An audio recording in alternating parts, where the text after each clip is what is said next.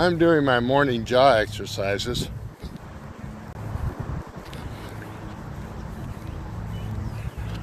I was hearing about this thing called the Jazzercise. It's the Jazzercise. Basically, all you do is you kind of chomp on it and try like that. I don't think that's a healthy choice. And I say that because I think it puts unnecessary strain on the masseter muscle. I think it may even actually increase the size of the masseter muscle and make it like ginormous, you know.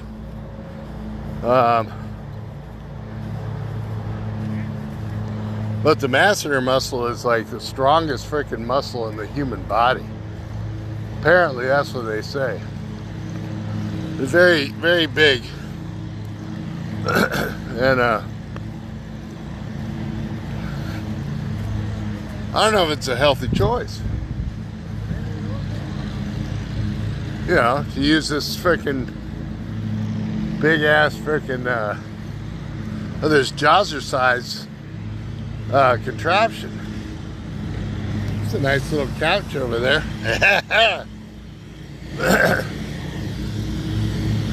So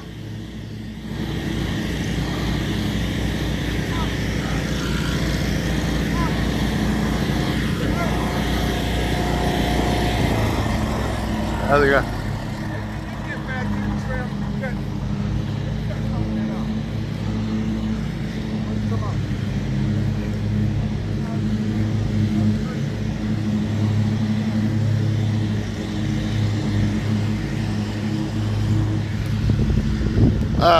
I forgot what I was talking about. I have ADHD, so I don't know what I'm saying. Anyway, the masseter muscle is a huge muscle in the jaw that controls the jaw. It's the this temporal, whatever this temporal thing is. I'm trying to study on this stuff. The temporal thing that makes your kind of jaw like that. Now, I've learned that there's a number of things you can do, exercise you can do to release the tension of the jaw. But I don't think that the Jazzercise contraption is a viable option for, I don't think it works. I think it's just a good marketing tool for a while. Yeah.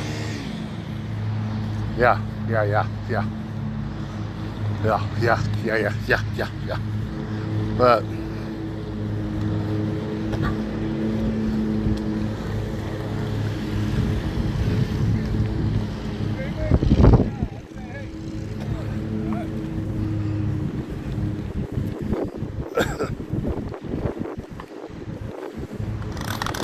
But anyway, I don't think the Jazzercise is something that's really a good option for working your jaw or getting out some of the tension. I think it would probably actually add tension to it. And I have no idea what I'm talking about, to be honest. Today I have to go down to the VA facility, and they're going to be doing taking a bunch of blood out of me, which they seem to do not too often, but every once in a while they'll have me go in. I gotta get some blood taken out of me, which kind of sucks because I don't really like people touching me. You know, I don't like this whole, even if they're just swabbing the arm and stuff and putting a bandage on it, I just don't like it. I got some issues from back in the day when I was back back in San Diego when I donated plasma a few times, and it just rubs me the wrong way having people sticking needles and shit in me. Unless you're gonna execute me. If you're gonna execute me, have at it. Yeah. You fill me up with all kinds of shit. I don't care. Well, speaking of executions, I'm just going on anything on this video. I was watching this thing of this execution interviews of people who are going to be executed, and I think it was Boyle, a guy named Boyle or something.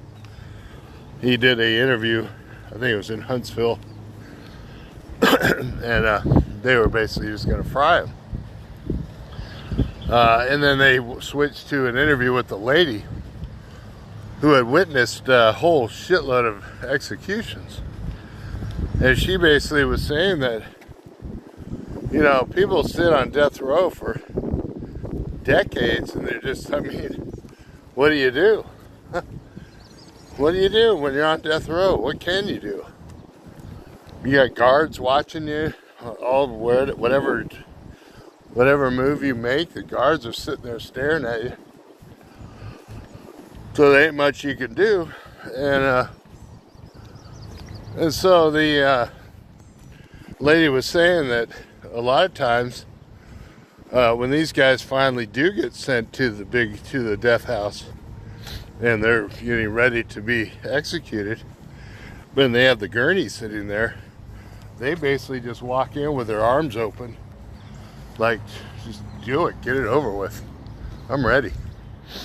And I have to say, in a strange way, it's just, I can kind of like empathize in a weird way, where like, say you've been dealing with a lot of trauma your whole life, and your whole life has just been like this one nightmare of hell existence, and then you finally like, I'm released from this hell on earth.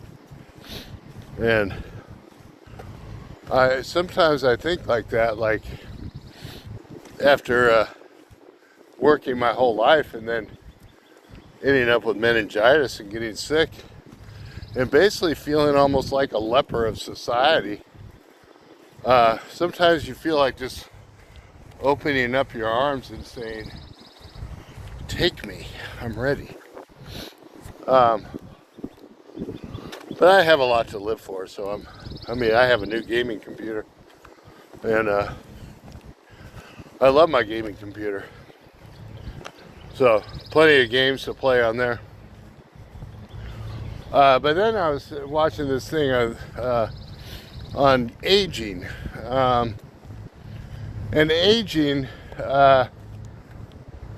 is strange because, you know, especially in America, because people will work till they die.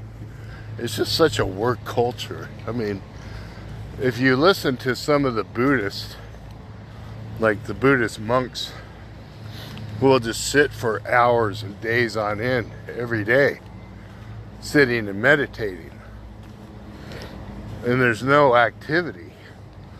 They're not out looking to cut lawns or looking to find some new side hustle.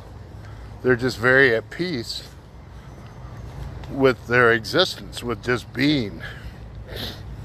And a lot of these people live to be very old because they're not chasing.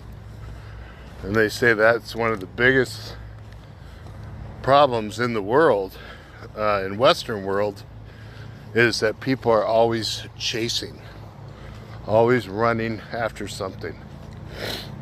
So I'm beginning to get to a point where I've been watching these things and doing my own meditation, listening to meditation music, guided meditation, things that make you just stop instead of running. because I've always been a chaser. And I found that something weird when you do these things, something strange happens to your mind, where you realize that the thoughts that are coming in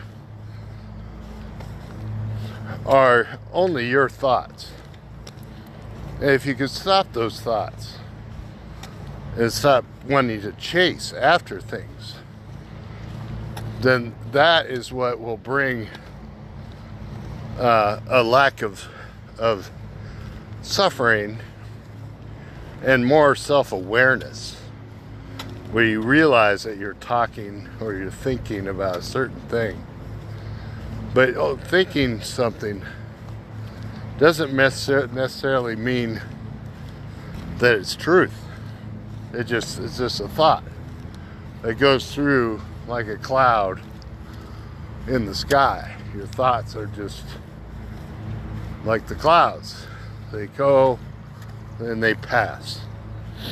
But finding that calmness is very difficult to find, especially when we're designed to chase after things, I've noticed. And it could be even something as simple as, it could be like girls. You're chasing after that chick. You're chasing after the girls. Or even gaming. I'm driving this car, chasing after the next car. So I'm learning to become slower in that thinking of chasing. Yeah.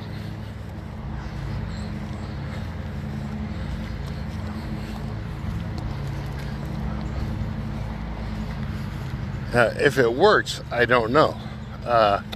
There was a time that I joined the Hare Krishnas years ago, and I actually liked the Hare Krishnas. They're very friendly people, very peaceful people, and they weren't busy chasing things. They were very calm. They were very community oriented within their own communities, but they weren't aggressive. They were very very calm people, and I enjoyed it. I joined the Hare Krishnas back in the late 80s. And then as I got older, into my 30s, I did a little Buddhist practicing of the Buddhist religion. Chanting, doing the chants to balance myself.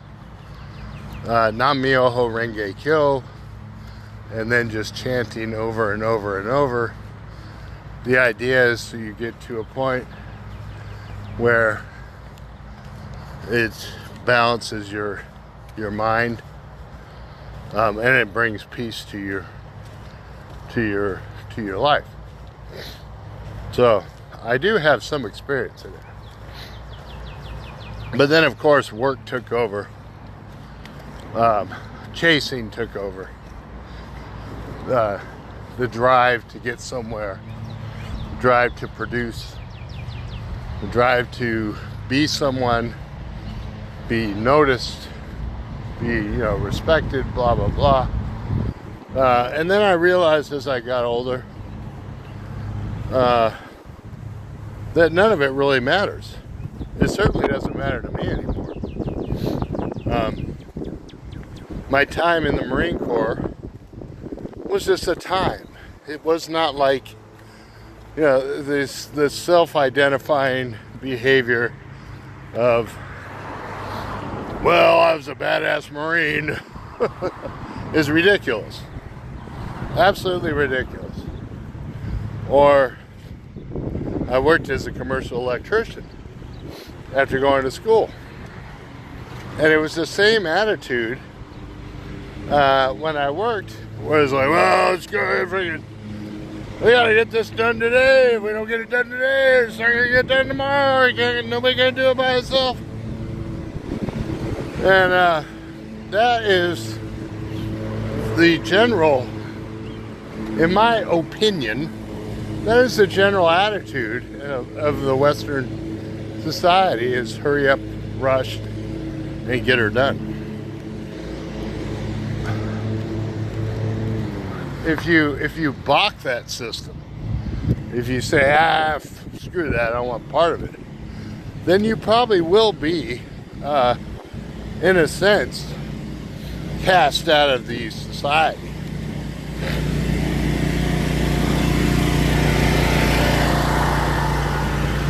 Which is fine with me. I've basically been on both sides of the coin, where I worked for big companies, and then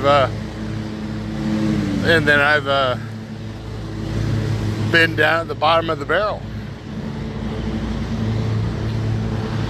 But today what we have is a different type of culture where popularity seems to have overcome any type of real reasoning, any type of common sense, where it's like you just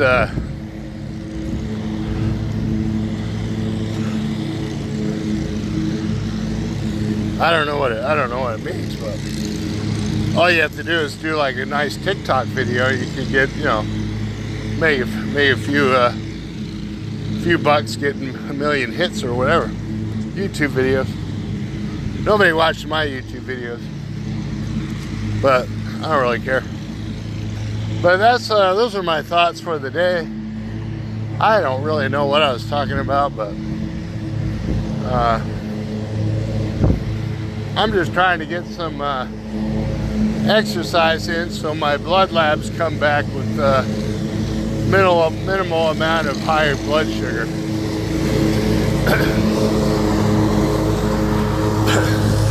This guy in a crazy white frickin', got some kind of crazy suit on. I don't know what it is. It's like preparing to go in for an astronaut or some shit. I don't know. Anyway,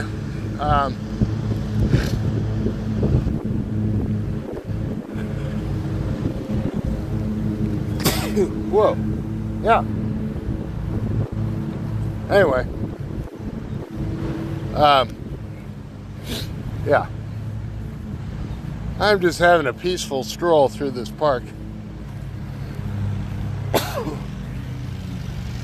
And the pollen, or whatever it is really getting to me. Wow. I had to tell my doctor about that. One thing, I started thinking about the doctors. Well, the doctors, in the weird way, the doctors help, but in a weird way,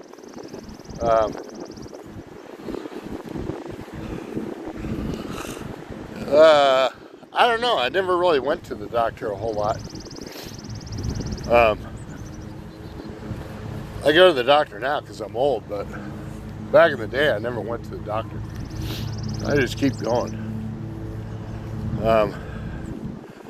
This is an interesting tool. Looks like it's a bobcat, like a mini bobcat, mini excavator or something. Yeah, cool. Look at them tracks. So,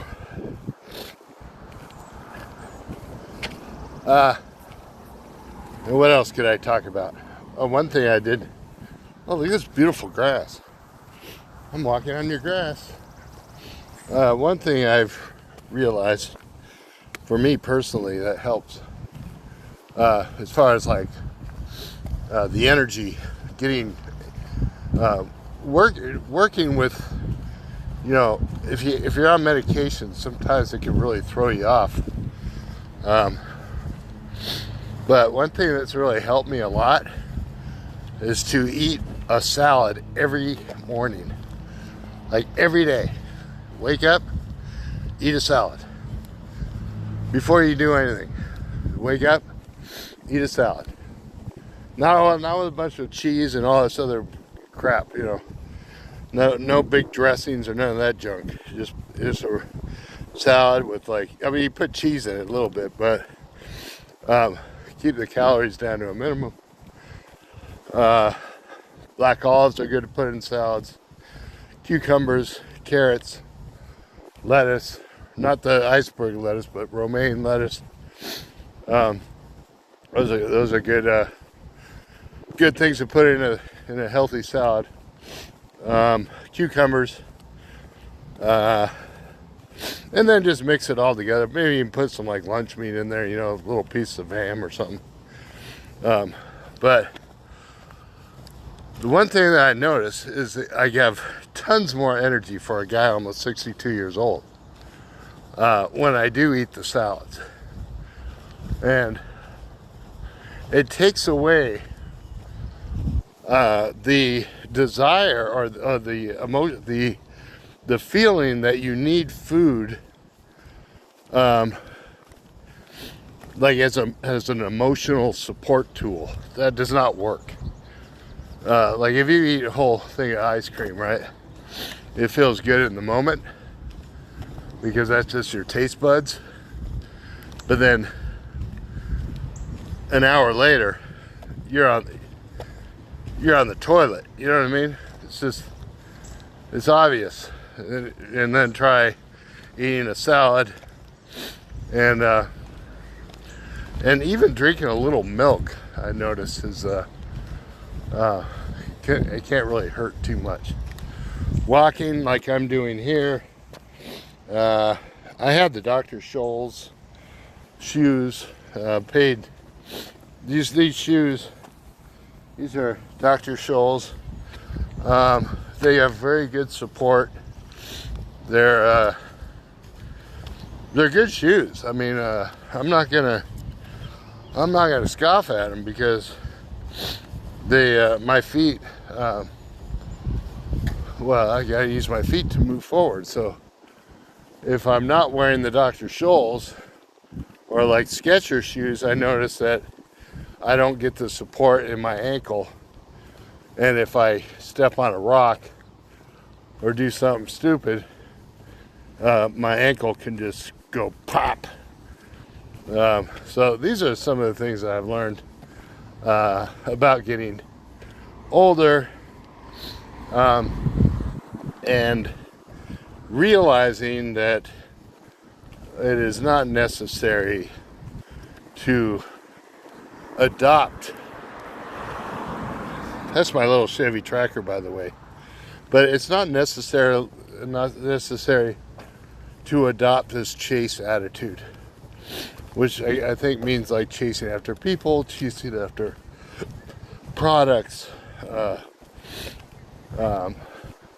all that stuff. It's about finding some kind of peace within your own mind and acceptance. Yeah. Thanks for watching.